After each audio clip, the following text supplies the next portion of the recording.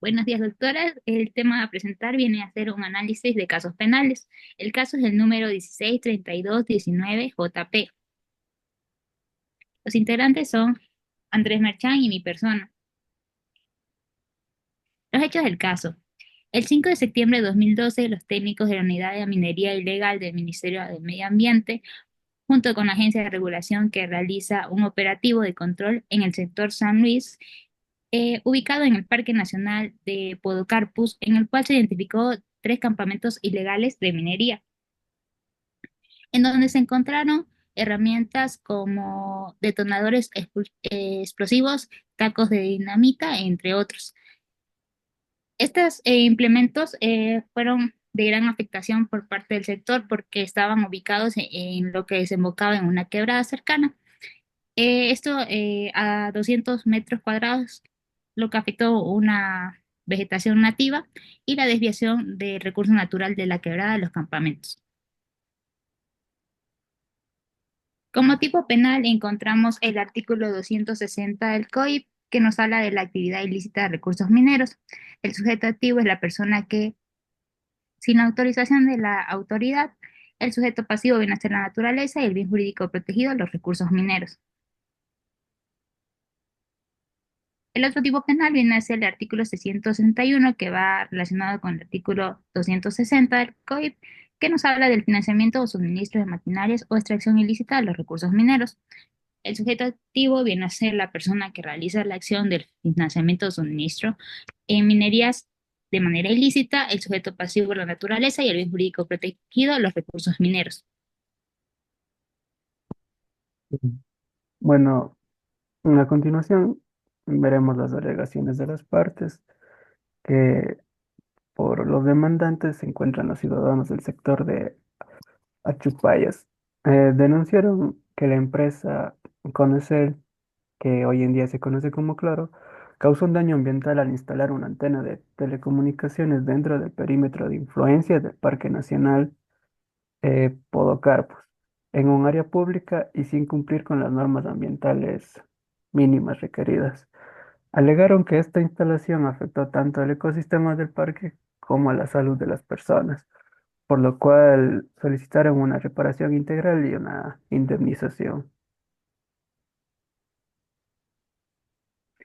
Eh, en cambio, la empresa demandada negó haber causado daño alguno, argumentando que la antena estaba en propiedad privada y que contaba con todos los permisos legales. Afirmó que no existía prueba suficiente del daño ambiental y además pidió una aclaración de sentencia por supuesta falta de claridad en el fallo que se dio.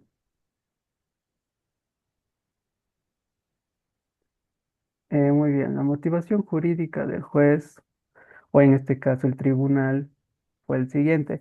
El tribunal aceptó el recurso de casación presentado por los demandantes, señalando que los jueces de apelación no aplicaron correctamente el artículo 397 de nuestra Constitución, que establece que en temas ambientales la carga de la prueba recae sobre quien realiza una actividad potencialmente riesgosa. El tribunal reafirmó que en el derecho ambiental ecuatoriano opera la responsabilidad objetiva, lo que significa que no es necesario probar la culpa, sino únicamente la existencia del daño y su nexo con la actividad ejecutada. Además, recordó que la acción popular permite a cualquier ciudadano accionar en defensa del medio ambiente, incluso si no ha sufrido daño directo. Los informes periciales demostraron que sí hubo una afectación al ecosistema del Parque Podocarpus, lo que motivó al tribunal a revocar la sentencia de apelación, aceptar la demanda, ordenar el pago de 370.000 dólares para la remediación ambiental y 37.000 dólares a los actores como compensación. Finalmente rechazó el pedido de aclaración de la empresa Conecel por considerarlo improcedente. Ya, a continuación vamos a hacer un análisis de los principios que se aplican.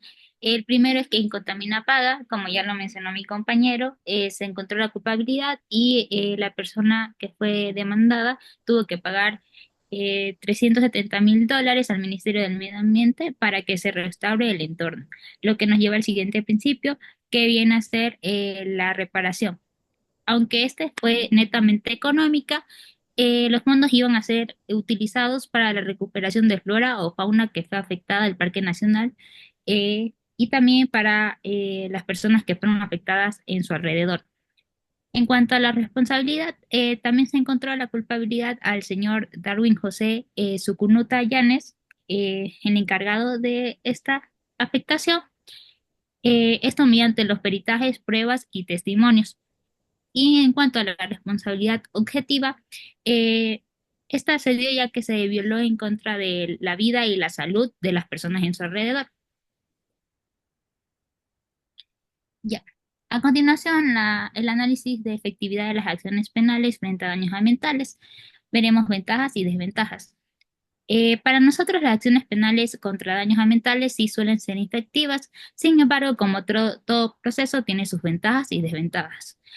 Según estudios, se dan que estas acciones ayudan a que no se provoquen más daños y garantizan que se repare de manera integral a los afectados.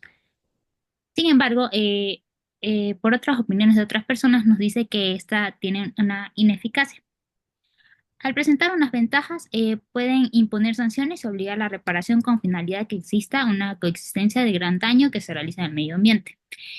Entre ellas tenemos las siguientes. La disuasión, que es una gran herramienta del hecho de poder condenar con infractores que cometen daños ambientales, debido a la que la naturaleza o el medio ambiente debe ser visto desde una perspectiva de sujeto del derecho, por lo cual no debería respetarse cada uno de sus elementos. En cuanto a las sanciones, permite hacer saber al infractor que cada uno de sus actos tiene una consecuencia. Por ello debemos hacer responsables de nuestros actos y así implementar las multas, una pena de prisión, clausura de actividades o incluso en caso de las empresas el cierre de las mismas. En cuanto a los bienes jurídicos protegidos, permite proteger en caso de daños a reparar el bien jurídico fundamental, como por ejemplo la salud, el medio ambiente y la vida. En el caso de las desventajas, estas pueden ser costosas o demorar mucho tiempo en resolverse. La falta de aplicación, en la mayoría de estos casos, estas no se aplican de manera efectiva y eso provoca que el proceso quede en impunidad. La falta de recursos nos referimos a que parte de daños ambientales no es que no existan suficientes recursos para implementar justicia, ya que estas suelen ser muy costosas y a veces hay pocos recursos o no están disponibles. También tenemos lo que viene a ser la priorización de otras acciones, es decir, que se suele dar prioridad a acciones tanto administrativas como civiles, ya que estas son mayormente efectivas y tienen un plazo menor para ser resueltas. Muy bien. Y como conclusión de este caso podemos decir que es una señal de avance. ¿Qué queremos decir con esto? Bueno, por fin un tribunal reconoció que la naturaleza fue dañada y alguien debería responder por ello, que se ordenó reparar el ecosistema afectado y compensar a los ciudadanos que alzaron la voz. Es una victoria importante, pero también deja en evidencia una gran ausencia, que el derecho penal no estuvo presente. Aunque el daño fue real, hubo afectación a la salud y un área sensible como el Parque Nacional Podocarpus no hubo ni un solo paso en la vía penal, nadie fue investigado y ni fue sancionado como tal. El caso se resolvió solo desde lo civil, como si dañar el ambiente fuera algo que se arregla con dinero y nada más. Y eso es precisamente una de las grandes fallas de nuestro sistema jurídico, porque tenemos una constitución avanzada que reconoce a la naturaleza como sujeto de derechos, pero nuestro derecho penal no está a la altura. Los delitos ambientales existen en la ley, sí, pero son poco claros, difíciles de aplicar y en la práctica rara vez se castigan como tal. Tampoco contamos con jueces preparados específicamente para este tipo de casos, porque como se ve en la sentencia, fue un tribunal de lo civil y los jueces prácticamente se designaron por sorteo, no hubo ni un solo especializado en derecho ambiental como tal. Y mucho menos se permite que las comunidades afectadas participen activamente en los procesos penales cuando deberían ser quienes más voz tienen. Además del derecho el derecho penal todavía protege a la naturaleza como si fuera un objeto. algo que se usa y se cuida, en lugar de reconocerla como un ser vivo, con valor por sí mismo y con derecho a existir y regenerarse.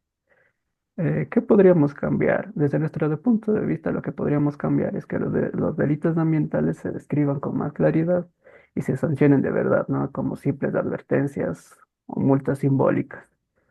También que existan jueces especializados, como ya lo habíamos tocado, que la naturaleza sea reconocida también en lo penal como un sujeto al que hay que proteger con seriedad y que las personas, colectivos y comunidades puedan participar activamente, no como espectadores, sino como defensores del territorio y la vida. Muy bien, doctora. Esta ha sido nuestra presentación. Espero que haya sido de su agrado. Muchas gracias.